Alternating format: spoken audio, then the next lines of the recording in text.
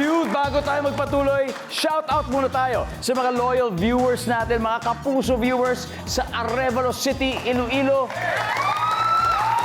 Rosario, Batangas, Poso Rubio, Pangasinan, San Mateo, Rizal, at Isulan, Sultan Kudarat.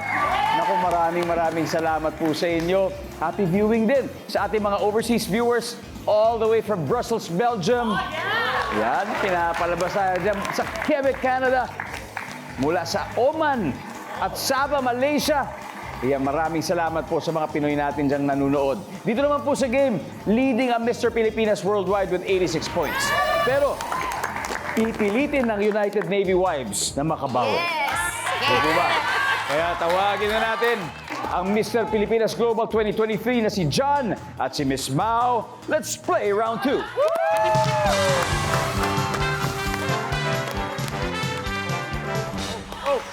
Ay, wala. Oh, tumiktok na. Here we go. Top 6 answers are on the board. Here's a question. Kung hihingi sa'yo ng beauty and makeover advice ang isang kalabaw, ano ang ipapayo mo sa kanya? Go! Miss Mau. Patanggal niya yung kanyang mga balahibo or shave ang balahibo. Shave! Tanggal ang balahibo o shave. Kalabaw, medyo shave up. Good. Survey says, Good answer. wala. John, ano kaya? Trimmer? Ha? Trimmer. Trimmer. So, kung sa kanya shaver, trimmer lang. Huwag natin sagarin. Kumbaga, mag-iiwan tayo ng konti. Konti lang. Trimmer. Wala. Wala rin. Miss Kate, kung hihingi sa'yo ng beauty and makeover advice, ang isang kalabaw, anong ipapayo mo sa kanya, Miss Kate? Magpaputi siya. Magpaputi. Kasi naiinitan yung kalabaw. Di ba? Magpaputi ka. Magpaputi. Survey says... Ivan, pwede ba mas mataas yung masagot mo? Kung hingi sa'yo ng beauty makeover ang isang kalabaw, ano kayo papayo mo? Wala yan. Magpagupit siya. Magpagupit. Mahilig talaga sa gunting ang mga sagot natin ngayon. Magpagupit. Nandyan ba yung survey? Wala. Miss Kate, pass or play? Play. They're gonna play. Okay, dito na po tayo. Ito na. Kayo na. So, 5 pa ang hinahanap natin. Alam mo, medyo pinahihirapan tayo ng tanong na to, ha? Kung hihingi po sa inyo ng beauty and makeover advice, si Ginoong Kalabaw, ano kaya ipapayo niyo sa kanya? Maligo sa malinis na tubig. Maligo sa malinis na tubig. Nandiyan po ba yan? Wala. Miss Ben, ano pa kaya ang payo natin sa Kalabaw para sa kanyang beauty and makeover?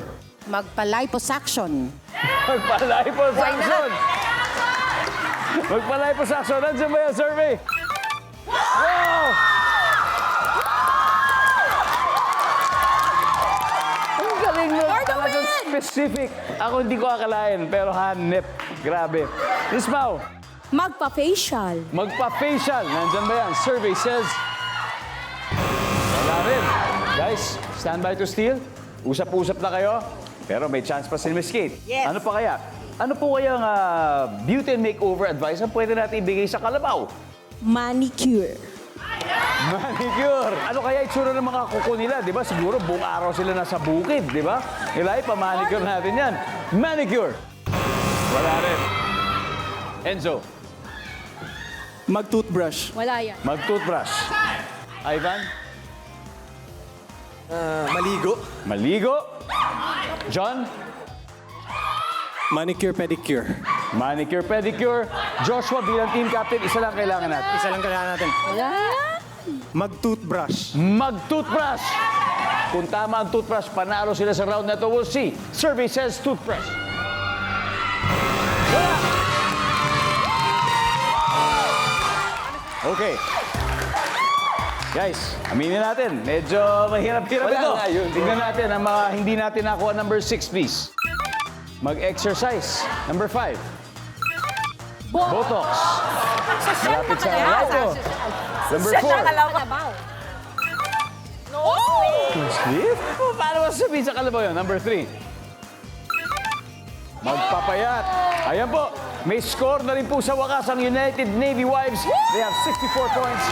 Habang ang Mr. Pilipinas Worldwide ay may 86 pa rin. Nako, mas iinit pa ang labanan sa double points round. At susunod na yan sa Family Feud.